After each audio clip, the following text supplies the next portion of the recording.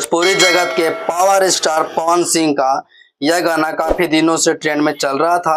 इस गाने को सुनने के लिए फैंस काफी बेताब थे। आखिर में यह गाना भोजपुरी के वेब म्यूजिक पर अपलोड कर दिया। आपको बता दें कि यह गाना अपलोड करते ही ट्रेंडिंग में चली गई। इस गाना में पवन सिंह के साथ नम्रता माला देखने को मिल रही है।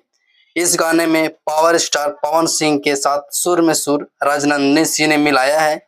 वैसे तो पावर स्टार पवन सिंह का गाना सभी गाना ट्रेंडिंग में चलती है, लेकिन ऐसा माना जा रहा है कि यह गाना सभी गानों का रिकॉर्ड तोड़ देगी।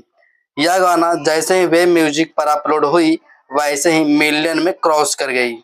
इस गाने को पवन सिंह ने गाया है और पवन सिंह के साथ सुर में सुर मिलाई है राजनंदिनी सिंह ने, और इस गाने को लिखा है छोटू शिकारी ने। तो वहीं म्यूजिक डायरेक्टर दिया है इस भोजपुरी जगत के चर्चित म्यूजिक डायरेक्टर प्रियांशु सिंह, और डांस परफॉर्मेंस किया है नम्रता माला ने। यह गाना हथियार बहुत ही पॉपुलर गाना हो रही है। आप एक बार सुनेंगे तो मंत्र मुग्ध हो जाएंगे।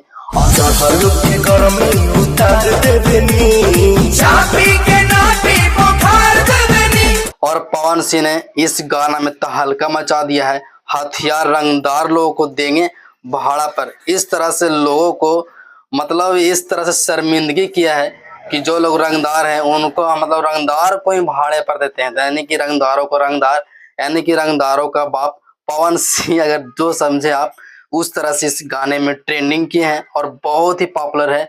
आप जाएंगे यूट्यूब सेक्शन में तो ट्रेंडिंग में पहला ही नंबर पर इनका गाना चल रहा है, जो काफी मशहूर है। गानों में बहुत मस्त हुआ है।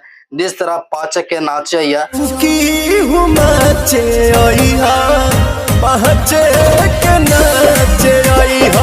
जिस तरह डांस का परफॉर्मेंस किया है, उसी तरह इस गाने में भी नम्रता माला ने बहुत ही अच्छी बेहतरीन ढंग से परफॉर्मेंस किया है।